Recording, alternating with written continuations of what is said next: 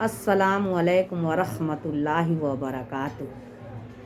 आज हम जानेंगे कि हैज की हालत में हम क्या कर सकते हैं और क्या नहीं कर सकते हैं। मतलब जब हमारी बहनों को पीरियड्स आते हैं, नापाक हो जाती हैं, तो वो सोचती हैं कि हमें क्या करना चाहिए क्या नहीं करना चाहिए, यानी कौन सा अमल हम करें कौन सा ना करें। मतलब दिमाग में बहुत सारी बातें आती हैं। तो आज हम उसे जानेंगे कि हमें क्या पढ़ना चाहिए क्या नहीं पढ़ना चाहिए, क्या करना चाहिए क्या नहीं करना चाहिए। तो आज हम बड़े तफसील से जानते हैं कि हैज की हालत में, पीरियड की हालत में हमें क्या पढ़ना चाहिए और क्या नहीं पढ़ना चाहिए। तो कुछ ऐसी चीज़ें हैं जो हम पढ़ सकते हैं और कुछ ऐसी चीज़ें हैं जिसे हम नहीं पढ़ सकते हैं। तो उसे जानना हमें बेहद ज़रूरी है कि हम क्या पढ़ सकते हैं और क्या नहीं पढ़ सकते हैं। क्योंकि अगर हम किसी बहन को 7 दिन रहता है, किसी बहन को 5 दिन हैज रहता है, किसी बहन को 4 दिन रहता है, तो अगर हम इतने दिन नमाज को छोड़ दें, कुरान को छोड़ दें, सब कुछ अगर छोड़ दें, तो एक तरह से नमाज की आदत में बहुत फ़र्क हो जाएगा। यानी कुछ कुछ बहनें जो हैं नमाज पढ़ने के आदत से थोड़ा सा अलग हो जाएंगी। तो इसलिए आज हम यहाँ पे बयां कर रहे हैं कि हमें क्या पढ़ना चाहिए क्या नहीं पढ़ना, ताकि हम नमाज के रूटीन में रहें, कुरान के रूटीन में रहें। यानी हम एकदम छोड़े नहीं। मतलब बहुत बहनें ये सोचती हैं और पूछती भी हैं कि क्या हम कुरान की हैज की हालत में कुरान को पढ़ सकते हैं, पीरियड के हालत में क्या हम कुरान को छू सकते हैं, या दरूद पढ़ सकते हैं, या आयत करीमा पढ़ सकते हैं, वो पूछती हैं। तो आज हम यहाँ तफसीर से बयां कर रहे हैं कि हम क्या कर सकते हैं और क्या नहीं कर सकते हैं।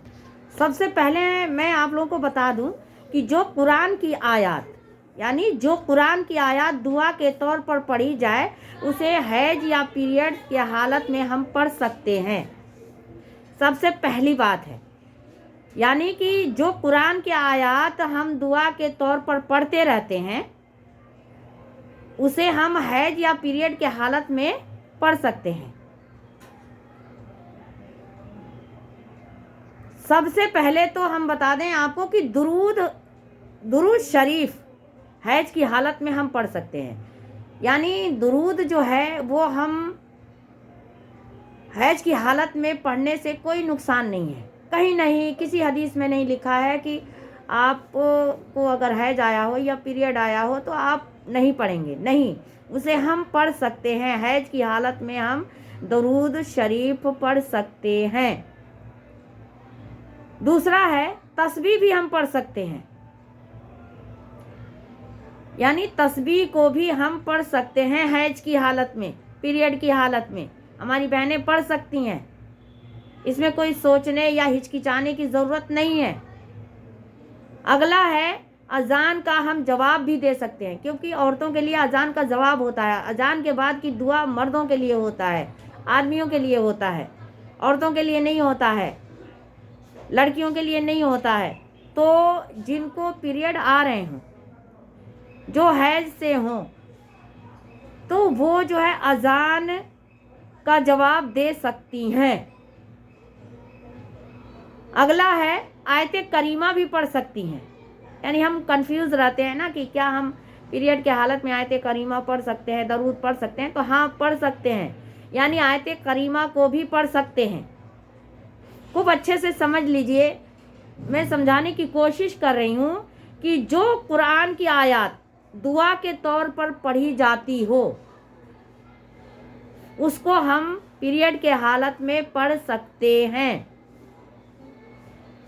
आयतल कुर्सी को भी हम पढ़ सकते हैं। यानी पीरियड के हालत में, हैज की हालत में हम आयतल कुर्सी को भी पढ़ सकते हैं। ये कुरान का एक हिस्सा है, कुरान मजीद की एक आयत है ये आयतल कुर्सी, जो कि हम अगर हमें पीरियड आया है तो हम दुआ के तौर पर पढ़ते हैं, न कि तिलावत के तौर पर। तिलावत के तौर पर हम नहीं पढ़ रहे हैं, हम दुआ के तौर पर पढ़ रहे हैं। तो हम हैज की हालत में भी आयतल कुर्सी को पढ़ सकते हैं। आयतल कुर्सी को हम तिलावत के तौर पर नहीं पढ़ रहे हैं, यानी तिलावत के नियत से हम नहीं पढ़ रहे हैं, हम एक दुआ के तौर पर पढ़ते हैं। जब हम घर से कहीं बाहर जाते हैं, घर से जब हम बाहर निकलते हैं तो आयतल कुर्सी पढ़ते हैं, उसकी फजीलत अलग है। और जब हम सोने जाते हैं तो आयतल कुर्सी पढ़ते हैं, जब हम सो के उठते हैं तो आयतल कुर्सी पढ़ते हैं। तो एक दुआ के तौर पर पढ़ते हैं, ना कि तिलावत के नियत से पढ़ते हैं। हम तिलावत के नियत से नहीं पढ़ रहे हैं, हम दुआ के तौर से तरीके से पढ़ रहे हैं। तो हम आयतल कुर्सी को पढ़ सकते हैं। सूरा फातिहा भी पढ़ सकते हैं, क्योंकि सूरा फातिहा में अल्लाह की हम्दो सना बयां की गई है। जब हम कोई चीज़ देखते हैं तो कहते हैं अल्हम्दुलिल्लाह, यानी हम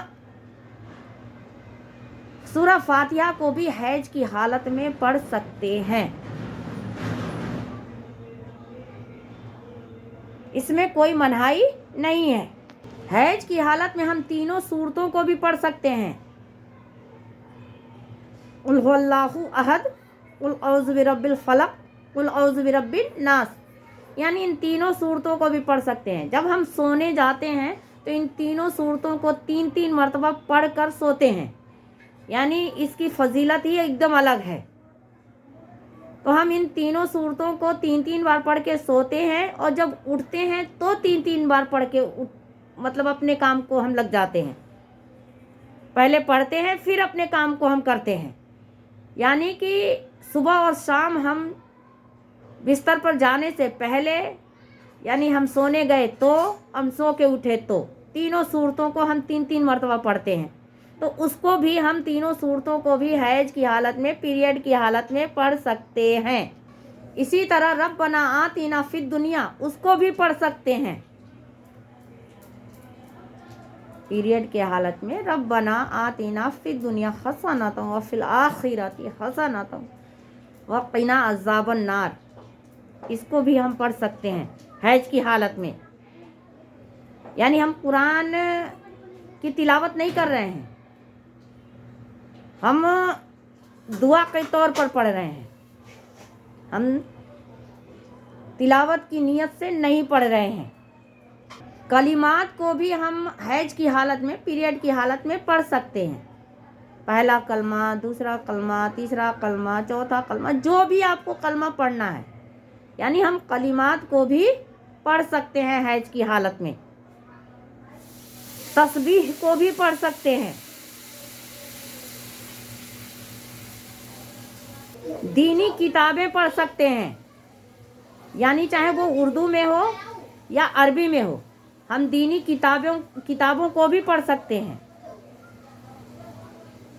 अगर हम पीरियड के हालत में हैं तो दीनी किताबें भी पढ़ सकते हैं। कुछ लोग पीरियड की हालत में मुसल्ले को नहीं छूते, मुसल्ले पे नहीं बैठते, लेकिन हम मुसल्ले को छू भी सकते हैं, मुसल्ले पे बैठ भी सकते हैं। ये भी कर सकते हैं कि जैसे नमाज का वक्त हुआ है और हम तस्बीह को लिए और मुसल्ले पे बैठकर, और हम तस्बीह को पढ़ सकते हैं मुसल्ले पे बैठकर, आराम से मुसल्ले पर बैठकर हम पढ़ सकते हैं। ये जायज़ है, क्योंकि इससे हमें नमाज पढ़ने का जो रूटीन है ना, वो बना रहेगा कि हम नमाज के वक्त बैठ गए, हाथ पैर मुंह धो के बैठ गए और मुसल्ले पे बैठ गए और तस्बीह को पढ़ लिए, दरूद शरीफ पढ़ लिए या आयतल कुर्सी पढ़ लिए, तो इससे हमारे नमाज का रूटीन बना रहेगा। यानी नमाज में जो हमें शैतान बहका देता है कि पीरियड जो है कभी किसी का 3 दिन होता है, किसी का 4 दिन होता है, किसी का 5 दिन होता है, तो रूटीन थोड़ा सा अलग हो जाता है, शैतान बहकाना शुरू कर देता है, तो वो हमारा रूटीन बना रहेगा। उस रूटीन पे हम अपना काम कर रहे हैं, वो रूटीन बना रहेगा। हैज की हालत में बिस्मिल्लाह भी पढ़ सकते हैं, क्योंकि यह कुरान की आयत है। लेकिन हम तिलावत के नियत से तो पढ़ नहीं रहे हैं, हम दुआ के नियत से पढ़ रहे हैं। तो हम बिस्मिल्लाहिर्रहमानिर्रहीम भी पढ़ सकते हैं।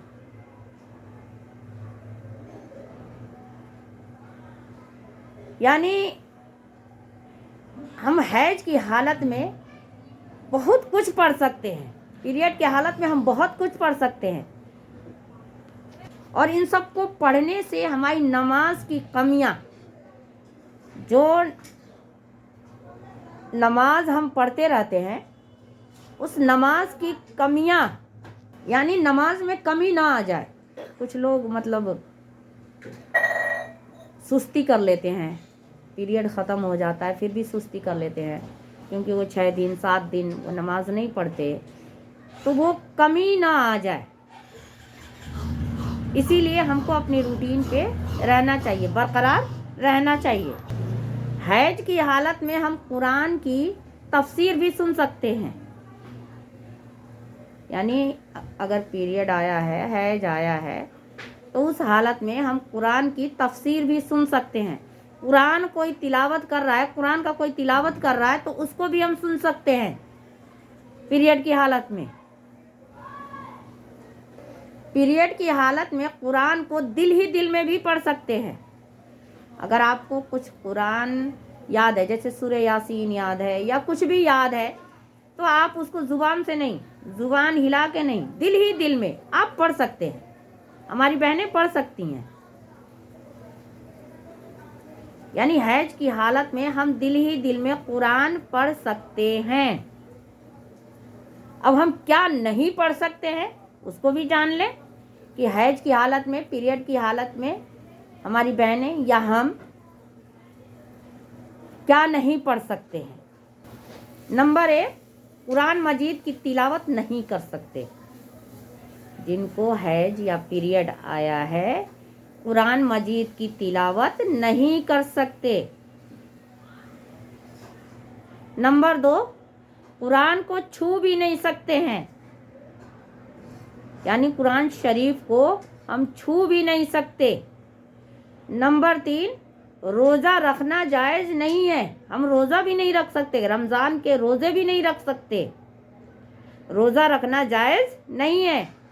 नमाज भी नहीं पढ़ सकते। नंबर 4, नमाज भी नहीं पढ़ सकते। नंबर 5, मस्जिद में भी नहीं जा सकते। यानी जहाँ पे मस्जिद में औरतें जाती हैं, वहाँ जाके नमाज़ पढ़ती हैं, उनके लिए बिल्कुल अलग बनाया गया होता है, जहाँ पे व्यवस्थाएं हैं औरत को जाकर नमाज़ पढ़ने की मस्जिद में, वो मस्जिद भी नहीं जा सकती हैं। तो ये रहा 5 चीज़ें, 5 काम जो हम नहीं कर सकते हैं पीरियड की हालत में, और बहुत कुछ कर सकते हैं, बहुत कुछ कर सकते हैं। तो हमें उम्मीद है कि आप लोग समझ गए होंगे कि पीरियड की हालत में हम क्या कर सकते हैं, क्या नहीं कर सकते, यानी क्या पढ़ सकते हैं, क्या नहीं पढ़ सकते हैं। यानी एक हमारी रूटीन बना रहे, एक रूटीन बनी रहे हमारी, कि हम पढ़ते रहेंगे तो हमारी ज़ुबान जो है वो चलती रहेगी, और हमारे दिमाग में रहेगा कि हम जिस दिन पाक साफ़ हो जाएंगे, गुस्ल करके और हम नमाज़ पढ़ेंगे, हम कुरान की तिलावत करेंगे, अगर रमज़ान का महीना है तो रोज़ा रखेंगे। तो मुझे उम्मीद है कि आप लोगों को ये बात बहुत बढ़िया से समझ में आ गई होगी कि हम बहुत गलत फहमियाँ भी रहती हैं कि नहीं, हमें ये नहीं करना चाहिए, हमें मुसल्ला नहीं छूना चाहिए, हमें तस्बीह नहीं छूना चाहिए, हमें कुरान की आयत को नहीं पढ़नी चाहिए। लेकिन जो दुआ के तौर पर हम पढ़ रहे हैं, तिलावत के लिए नहीं, यानी तिलावत के नियत से नहीं, हम दुआ के तौर पे जो पढ़ रहे हैं उसे हम पढ़ सकते हैं, हम पढ़ेंगे और पढ़ना भी चाहिए, क्योंकि उससे जो है हमारा दिल दिमाग बिल्कुल साफ रहता है। और अगर एकदम हम छोड़ दें कोई किसी भी काम को, अगर आप खाना बनाते रोज़ बना रही हैं, हम बना रहे हैं, और उसे खाना को बनाना हम 6-7 दिन छोड़ दें तो आलस आ जाएगा, अंदर आलस आ जाएगा, और शायद हम चाहेंगे कि नहीं, हम 8वें दिन भी ना बनाएं, 9वें दिन भी ना बनाएं। उसी तरह अगर हम एकदम नमाज को छोड़ दें, कुरान को छोड़ दें, यानी नमाज हम नहीं पढ़ सकते, कुरान नहीं पढ़ सकते, कुरान को नहीं छू सकते, रोज़े नहीं रख सकते, यानी जो हम कर सकते हैं उसको हम करते रहें, ताकि हमारा एक सिलसिला चलता रहे, मतलब एक आदत हमारी बनी रहे। शैतान जो है हमारे ऊपर हावी ना हो। तो जो कर सकते हैं उसे हमें करना है, उसे करना चाहिए, हमारी बहनों को करना चाहिए। यानी दरूद शरीफ भी पढ़ना चाहिए, तीनों सूरतों को भी पढ़ना चाहिए, तस्बीह को भी पढ़ना चाहिए, मुसल्ले पे बैठकर तस्बीह पढ़ सकते हैं, दीनी किताबें पढ़ सकते हैं, यानी बहुत चीज़ें हैं जिसको हम कर सकते हैं। तो हमें उम्मीद है कि आज एकदम क्लियर हो गया कि हैज की हालत में, पीरियड की हालत में हम क्या कर सकते हैं और क्या नहीं कर सकते हैं। तो आप दूसरों तक भी ये बातें पहुंचाएं कि हमें क्या करना है और क्या नहीं करना है। मुझे उम्मीद है कि आप लोगों को वीडियो पसंद आएगी। इसे लाइक करें, सब्सक्राइब करें और बेल आइकन भी दबाएं, ताकि जो भी मैं वीडियोस डालूं आप तक पहुंचे। अस्सलामु अलैकुम वरहमतुल्लाहि वबरकातुहू।